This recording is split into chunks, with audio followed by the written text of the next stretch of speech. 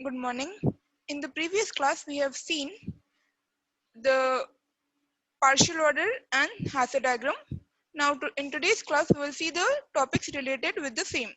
So, if you remember, partial order set or poset was basically a relation which is reflexive, antisymmetric, and transitive. And based on this poset, we have a graphical representation which is known as, so the representation is known as Hasse diagram. Okay. Now, on the Hasse diagram, we will study a few properties of Hasse diagram. So, right now, we are studying the properties of Hasse diagram. So, there are various properties of Hasse diagram based on their elements. So, we will have maximal and minimal element,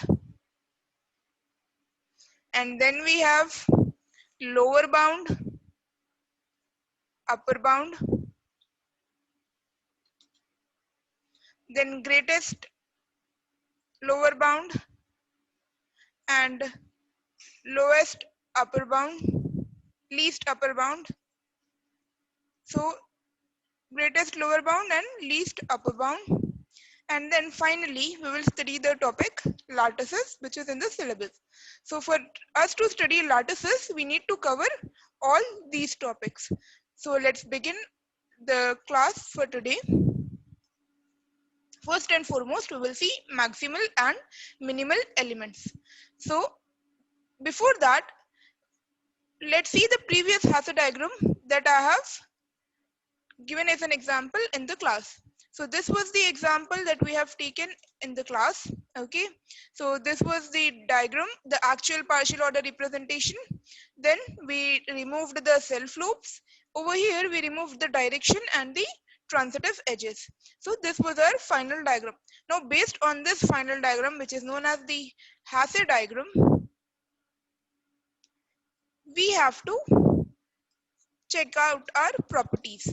For that, to study the maximal element and the minimal element, the simplest definition can be as follows. So any element A, suppose the element name is A, it is known as maximal element. A is known as maximal element if there is no other B in the poset, if there is no B in the poset where A is less than B, that is A is always greater than B. Okay, and there is no other element in our poset which is greater than A. Okay, so this is called maximal. That is, in our poset we should find an element which is greater than all the elements, and there is no element which is greater than our A. Now similarly, with respect to minimal, if an element of a poset is called minimal if it is not greater than any element of the poset.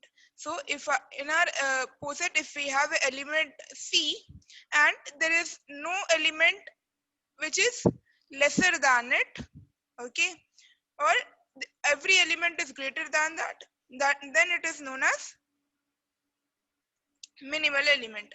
So an element of a poset is called minimal if it is not greater than. So if we have lesser, we can write the negation as not greater than, correct? Not greater than any elements of the poset. Okay, and similarly, if we are taking with respect to A and B, then B, the element B should be always, there is no element B should, that is B should always be greater than C. Okay, that is our element B, which are all the other elements in the poset should be greater than C. So the basically what we can say is maximal and minimal elements can be easily spotted in our Hasse diagram. So whenever we are talking about maximal elements, then they are the top elements in the diagram, and the minimal elements are the bottom elements in our diagram. So this is the most easiest way that you can uh, tell about maximal elements and minimal elements. Maximal elements is basically the top elements, while the minimal elements are the bottom elements. So in this diagram, what are the top elements? The top elements are 8 and 12. So 8 and 12, 8 and 12, these two are known as the maximal elements. Okay, while the minimal element is the bottom element, which is 1. So this is minimal element. Now, one thing to be remembered over here or noticed over here is that we can have more than one maximal element and more than one minimal element. That is, whenever we are talking about maximal and minimal element, we may or may not have more than one element. Now, if we are taking the actual definition for the same, let's see the definition for maximal and minimal element. A is maximal in the poset S, which is denoted by lesser than or equal to symbol, if there is no B belongs to S such that A is lesser than B. That is, whenever A is a maximal element, A should always be, there is no B where it is satisfying this condition. Okay, A should always be greater than B. Similarly, an element of a poset is called minimal if it is not greater than any element of the poset. Okay, A is minimal if there is no element which is B is lesser than A. And maximal and minimal elements are easy to spot using a Hasse diagram. They are the top and bottom elements in the diagram. Now let's see an example. Which elements of the poset 2, 4, 5, 10, 12, 20, 25? This symbol here denotes divided, A divides B. What we have taken in the last diagram are maximal and which are minimal. Now with respect to this, let's see the solution for the same.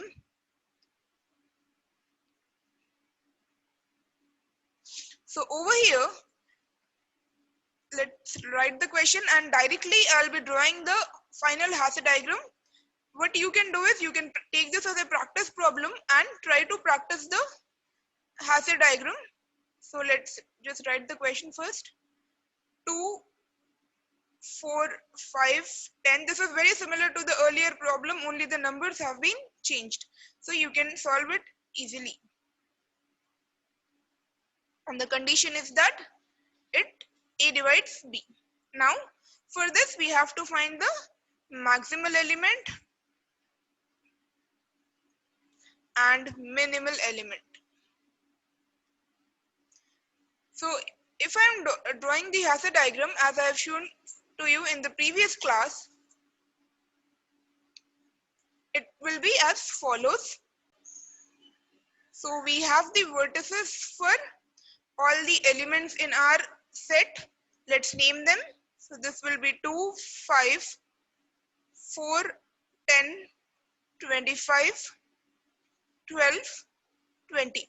And yes, we can take the elements in any order, but we have to make sure that our Hasse diagram is in the upward direction, and I'll explain to you why I have taken it in this order.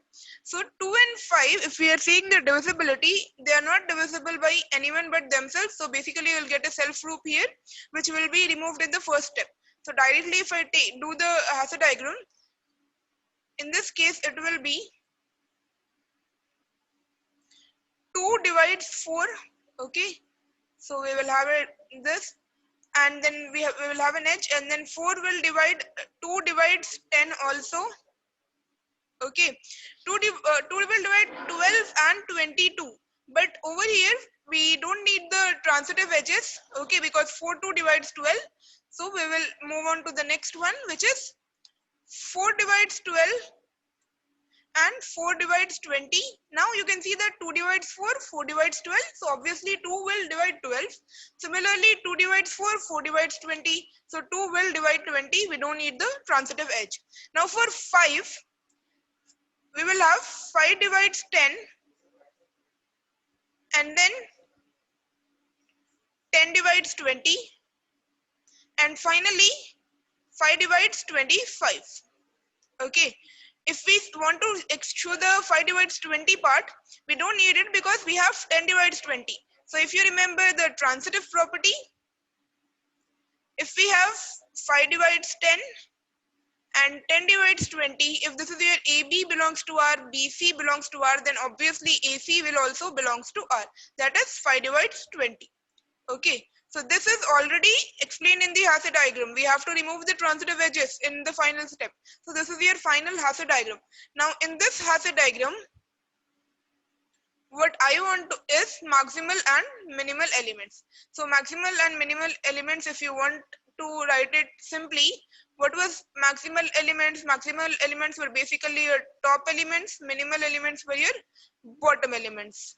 Okay, so the maximal elements can be defined as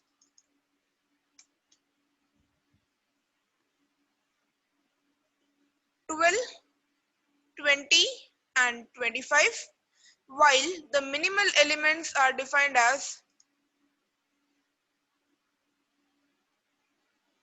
the bottom elements 2 and 5. Now there might be a question that why is 25 taken? Is there any element above 20? No, it is the topmost element here.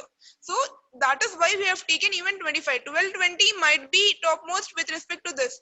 But over here there is no element which is greater than 25. That is 25 does not divide any other element. Okay. 12 also does not divide any element in your set. So it can 12 divide 10, 5, 4 or 2? No. Similar is the case with 20 and 25. That is the reason we have taken 25. While minimal elements are the bottom elements which is easily understood. Okay. Now the next is greatest element and least element.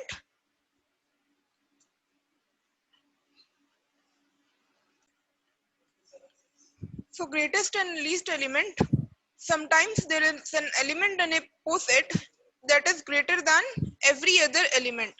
So basically, whenever we are speaking about greatest and least element, it is similar to maximal and minimal. But in the case of maximal and minimal, you will have multiple maximal and minimal element. That is, you can have more than one maximal and minimal. But in the case of greatest and least element, there will be only one element which is greater than every other element in the poset, and such an element is called our greatest element, while there will be another element which is lower than every other element. There may be an element which is lower than or less than all the other elements in the poset. That is called the least element.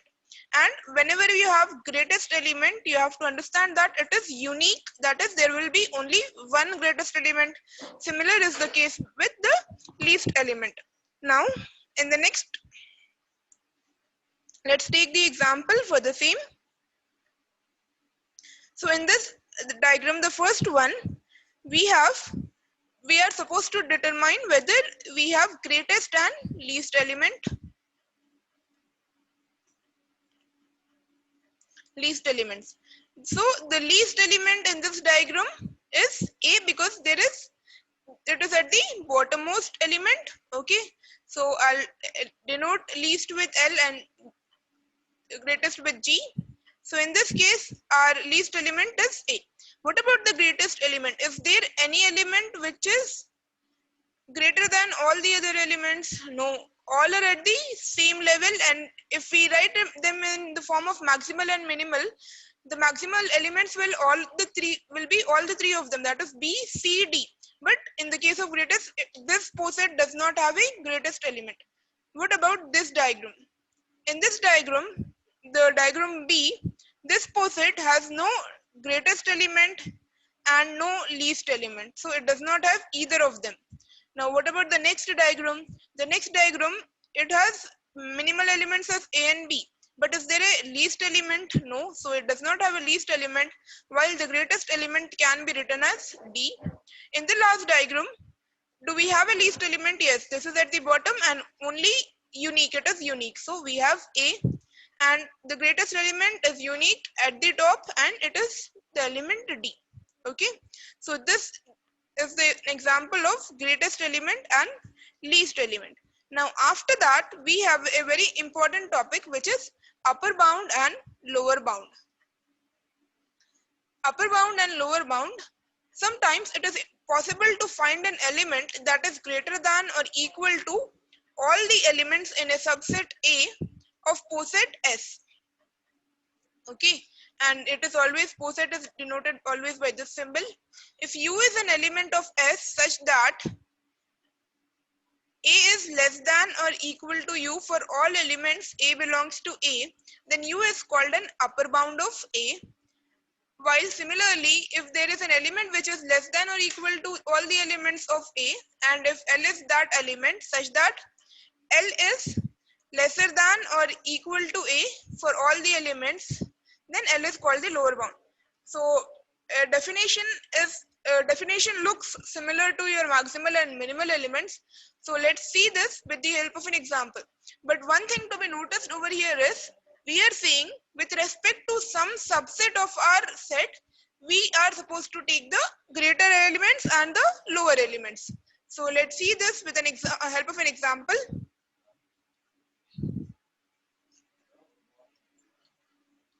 Find the lower and upper bounds of the subsets ABC, JH and ACDF in the poset with the Hasse diagram shown in the figure.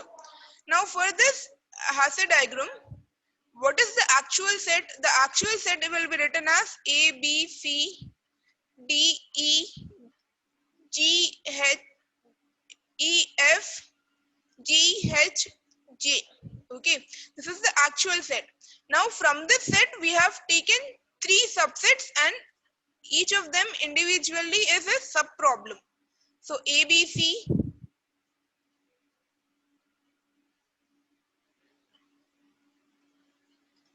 ABC, then we have another subset J and H, and then A, C, D, F. Okay, now let's take the first problem, which is for ABC. We have to find the lower bound and upper bound. So let's take the first problem, for which we have to find the lower bound and upper bound. So for this, we are finding for ABC. Now we have to check whether there are elements in the case of the first one. So we are solving for lower bound of ABC. Is there any element for which for the elements ABC, we have to find an element which is lesser than the 3 elements of the subset. Okay, so first we check for A. We will have a self loop, so it will be less than or equal to A is less than or equal to A, so correct. So for A we have the lesser element A. What about B?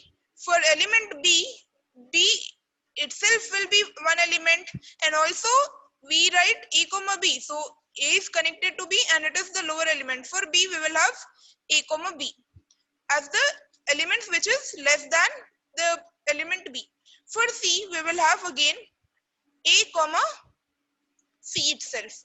Now in this case, if you notice, for all the 3 elements, which is the common element which is less than your subset, the common element is A.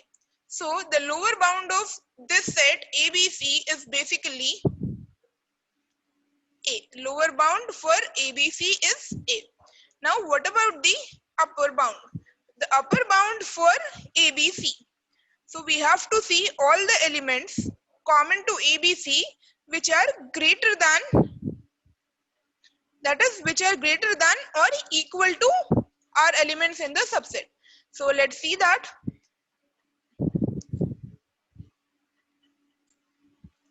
So for again the same set ABC, we are trying to find the upper bound. So for the element A, what are the elements greater than A, greater than or equal to A? For A we will have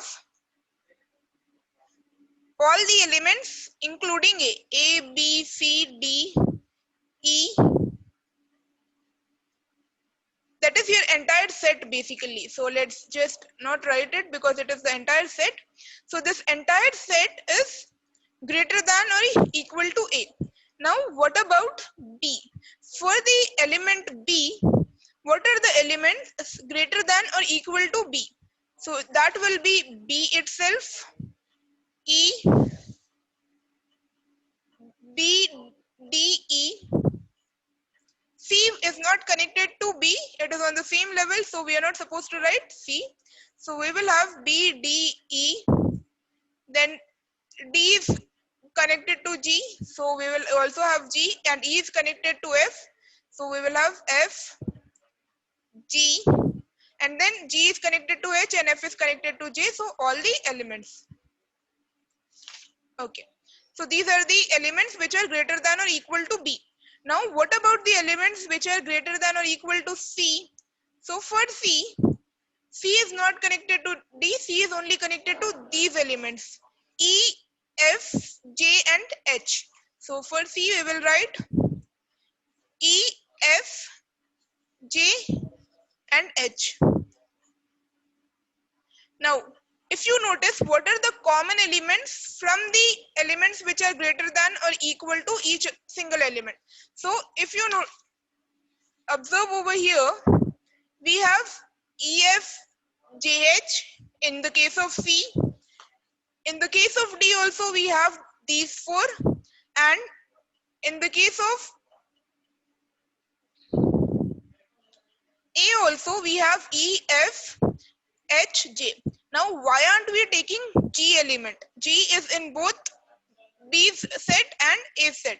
The reason we are not taking G is because it is not the greatest element than C. It is not greater than or equal to C.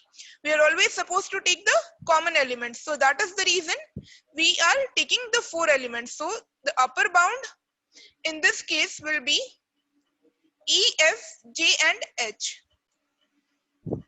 This is your upper bound. Okay. Now we will take the next problem. For the next problem, we have the set J and H. For J and H, what is the lower bound? So let's solve for that. What are the elements lesser than J and H? All the elements, including J and H themselves, are lesser than it. So for J, let's take it. For J, we will have A, B, C, D, E, F. Okay, so we will have A, B, C, D, E, F. Why are we not taking G and H?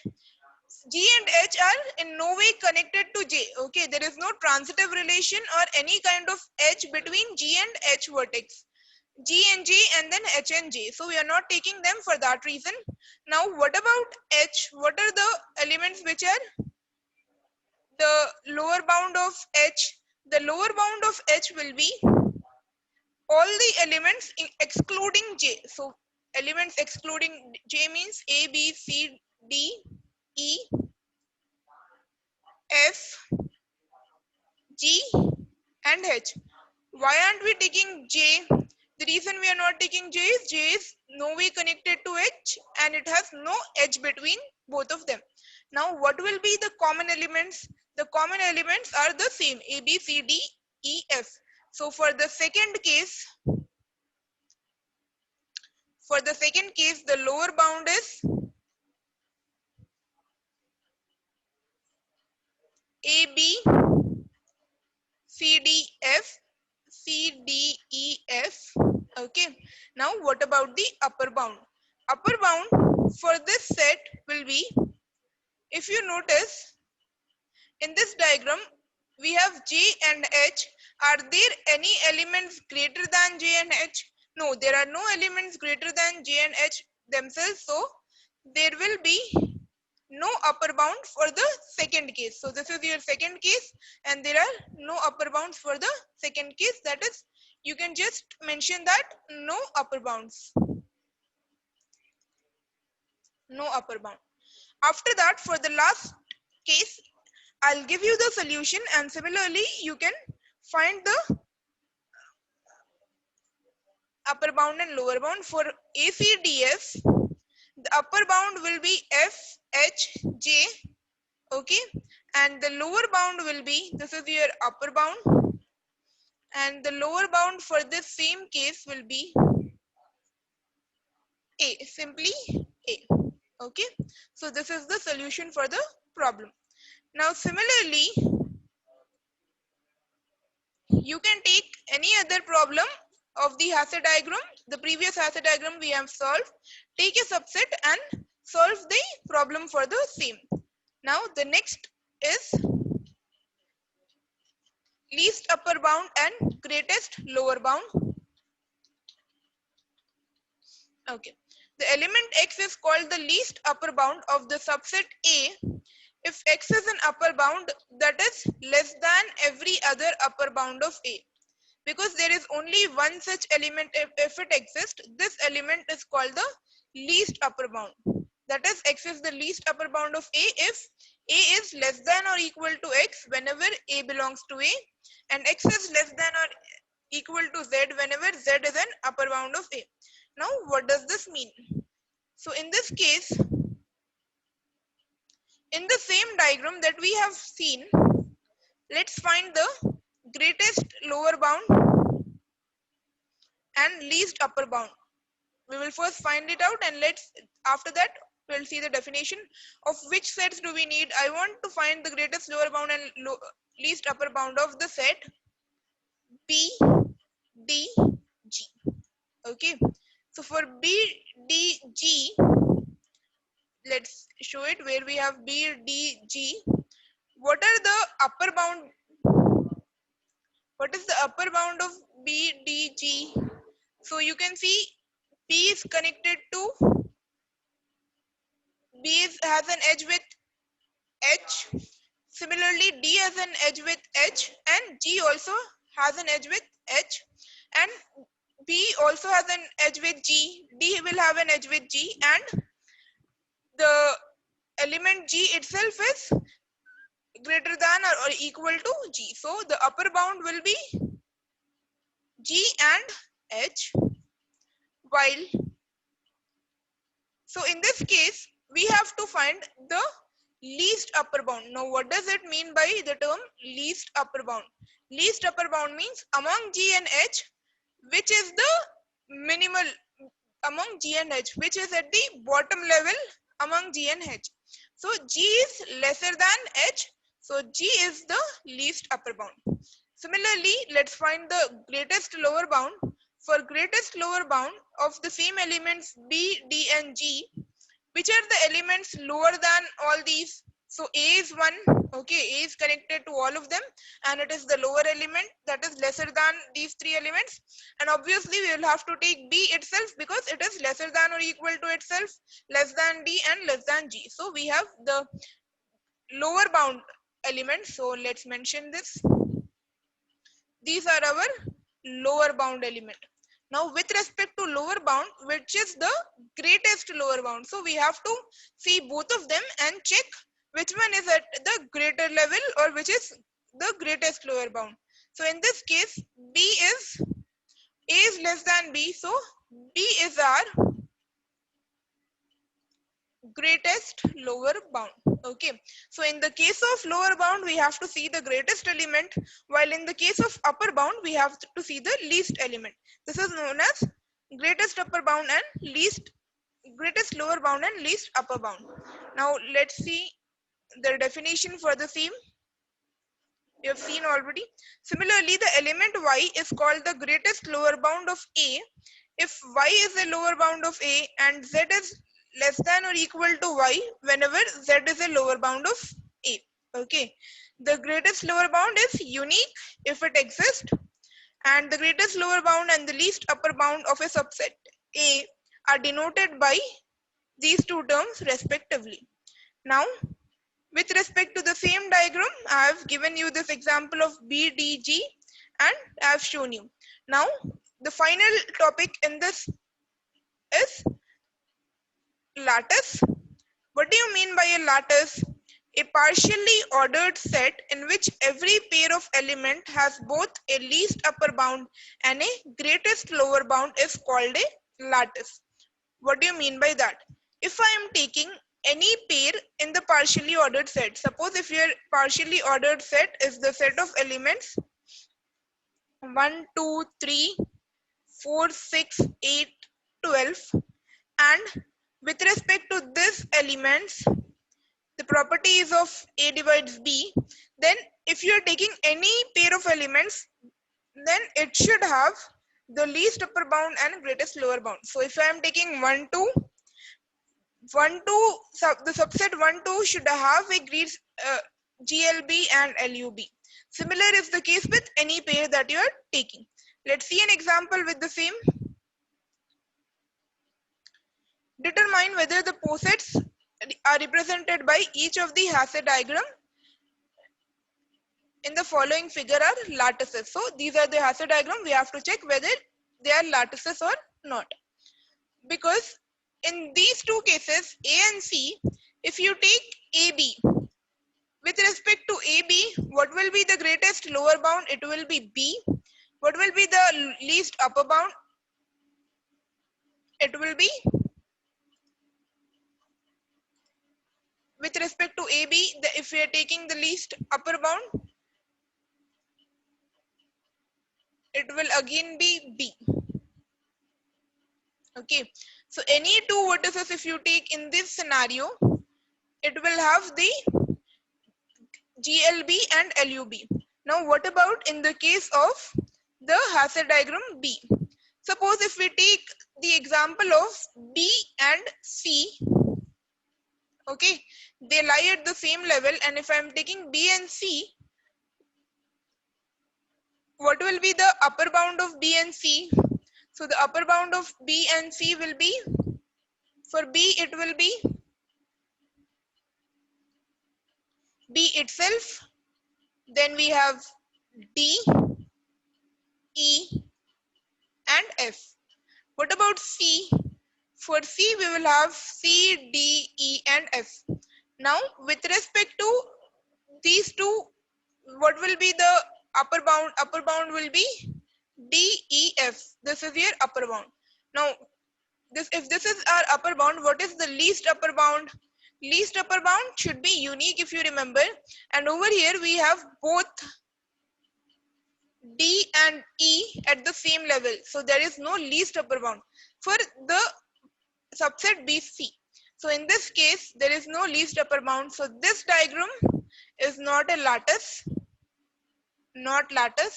while the other two diagrams, if you take any pair of elements and check whether they have GLB and LUB, you will see that these are lattices. Okay, so this concludes the topic lattices, and with this we conclude the relations part of your chapter. Next we will proceed to functions.